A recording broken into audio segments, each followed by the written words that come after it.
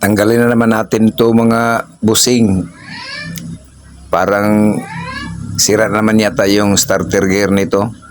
Bago lang to pinalitan, 1 month pa lang. Tapos ito, iba na naman ang tunog pag nag-i-start. Kapapalit lang to busing kasi nasisira din yung stock niya pagkatapos ng nag-remap. 1 month pa lang pagkatapos ng remap, sira yung starter gear niya busing. Pinalitan na ng bago ng starter gear at saka starter motor. O ito yung pinalit busing, ito yung ano yan, stock niya.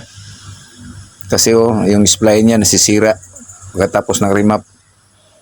Tapos binilhan ng bago, ayan yung original yan.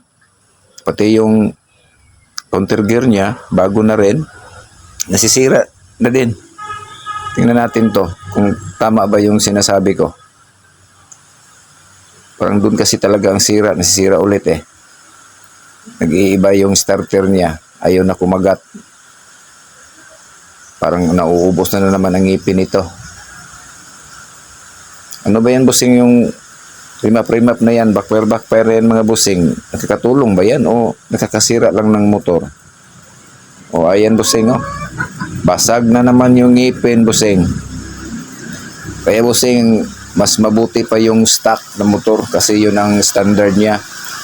Yun naka-design niya.